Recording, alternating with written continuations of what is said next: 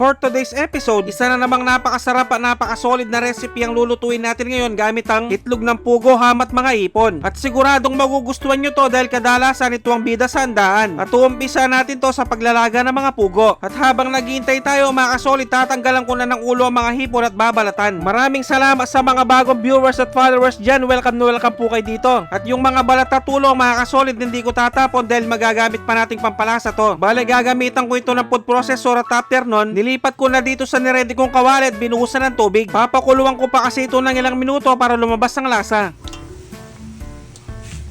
At start na ako manggisa ng bawang at sibuyas. At hahalu-haluin ko lang to hanggang sa lumabas ang napakabangong aroma. At dahil okay na mga kasolid, nilalagay ko na yung buong batter. At hahaluin ko lang din to hanggang sa malusaw. Shoutout kay Fritz Laksamana ng La Dela Ranch, California. At dahil okay na yung batter mga kasolid, nilalagay ko na yung mga hipon at sasangkapan ng pamintang durog. Bali hahaluin ko lang to hanggang sa mag-iba ang kulay ng mga hipon. At shoutout nga rin pala sa mga masisipag nating workers dito sa Pinas at sa ating mga bayaning OFW, mag-ingat po kayo lahat dyan. Bali iseset aside ko lang muna mga hipon mga kasolid para hindi sila ma-overcook. At sunod ko nang ilagay ang mga hiniwa kong ham. At shoutout nga rin pala kay Maria Fatima Moran Mondrano ng Qatar. Maraming salamat po sa suporta. At fast forward tayo mga kasolid, pagkalipas ng ilang minuto, ilalagay ko na yung singkamas at yung mixed veggies tulad ng mais, green peas at carrot. At sinangkapan ko lang din ito ng patis at pamintang durog. Bali tansyameter lang ang gamit natin, wala tayong eksaktong measurement dito mga kasolid. At kung umabot na kayo sa part ng episode na to mga kasolid, pwedeng paki-comment naman kung tagasan ka para malaman ko kung saan umabot ang video to. Maraming salamat. Bali ang gagamitin ko palang pansabaw dito mga kasolid, yung pinakuluan kong ulo at balat ng hipon. Sobrang napakalasa at napakabango nito pag naluto. At tatakpan ko lang to hanggang sa kumulo. Balikan natin mamaya mga kasolid.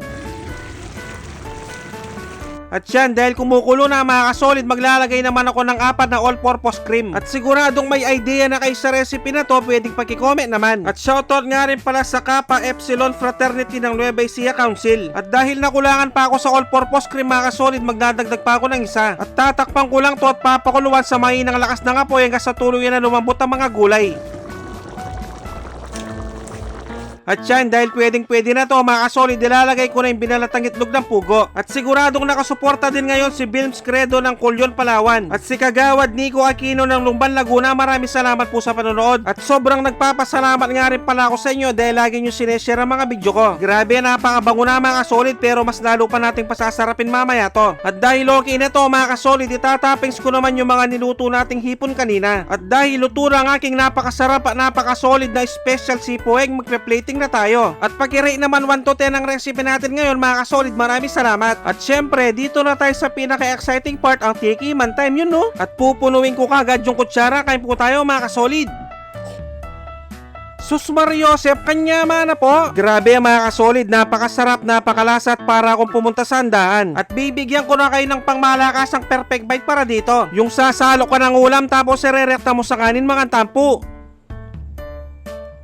Taksya po, nakalasa ng kalasa. At kung tiyempong hating gabi nyo naman napanood to mga kasolid, mag-automatic pansit kanto na lang kayo mga bossing. Dapat yung spicy ha. At pag ganito talagang kinakain ko mga kasolid, hindi ko talaga mapigilang sumubo. At siguradong manguubos na naman ng isang kalderong kanin lamig to kung sakali. At siguradong naglalaway din ngayon si LD Resurrection ng Quezon Province. At si John Eris Pardo Pecho ng Colorado. Maraming salamat sa mga walang sawang sumusuporta at sumusubaybay sa aking mga video. At sa mga walang sawang nagsishare, maraming salamat, napakasolid nyo. Sobrang na-appreciate namin kayo lahat. Magkita-kita ulit tayo next episode. Magluto na kayo ng napakasarap at napakasolid na special sipo egg at sasabayan mo pa ng malamig na coke. Grabe, napakasolid. Maraming salamat sa panonood. Mag-ingat ang lahat. Basta Kapampangan, manyaman!